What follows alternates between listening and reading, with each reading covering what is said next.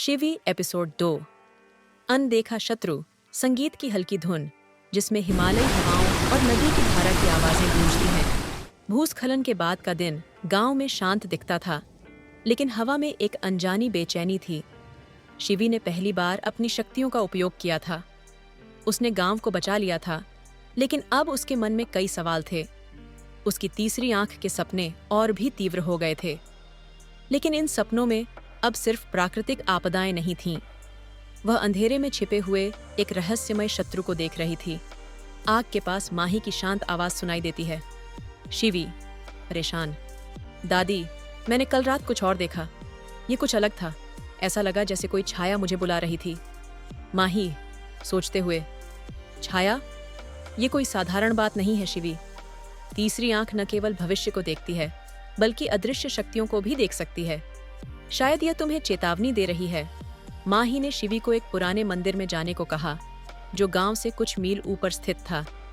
वहां भगवान शिव की एक प्राचीन मूर्ति थी, जहां उनके पूर्वज ध्यान करते थे।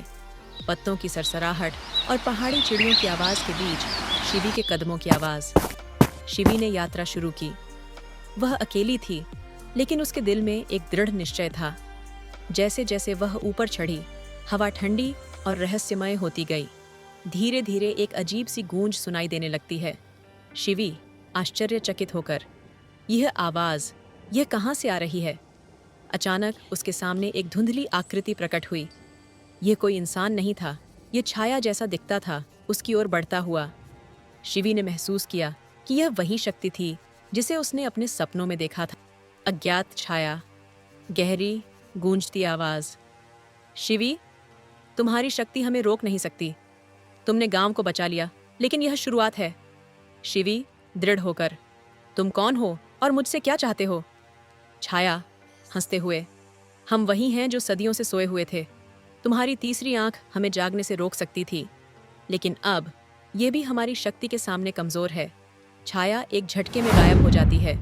शिवी के चारों ओर हवा और ठंडी हो जाती है। डरी हुई लेकिन मजबूत, शिवी मंदिर तक पहुंची। वहां भगवान शिव की मूर्ति के सामने उसने प्रार्थना की। शिवी धीरे भावुक होकर, भगवान शिव, आपने मुझे यह शक्ति दी है। मुझे इस शक्ति का सही उपयोग करना सिखाइए। मुझे इन छायाओं से लड़ने की शक्ति दीजिए। मूर्ति के सामने अचानक एक तेज रोशनी चमकती है और शिवी के कानों में एक गूंजती आवाज सुनाई देती है। भगवान शिव की आवाज, गंभीर और शांत। शिवी, यह शक्ति केवल तुम्हारे लिए नहीं है, बल्कि उन सभी के लिए है जो सत्य और धर्म की रक्षा करते हैं।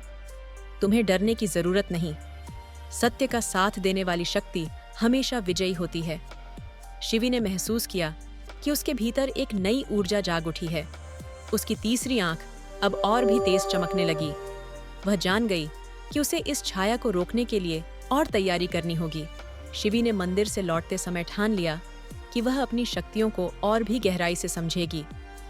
लेकिन उसे यह नहीं पता था कि छाया ने पहले ही उसके गांव पर अपना शिकंजा कसना शुरू कर दिया था। गांव में अचानक बच्चों की चीखें सुनाई देती हैं। गांववासी घबराकर, बच्चे कहाँ गए? वे अचानक गायब हो गए हैं। शिवी दौड़कर गांव पहुंची। यह छाया की पहली चाल थी। शिवी को अपने गांव को बचाने के लिए अब अपनी शक्ति और बुद्धि दोनों का उपयोग करना था। अंधकार की शक्ति और शिवी की दिव्यता का यह पहला टकराव था। वह जान गई थी कि यह लड़ाई आसान नहीं होगी, लेकिन इस संघर्ष में एक और रहस्य छिपा था। उसके सपनों में बार बार एक रहस्यमयी योद्धा की छवि दिखाई दे रही थी। कौन था यह योद्धा? क्या वह शिवी का सहयोगी होगा या कोई और परीक्षा लेकर आएगा?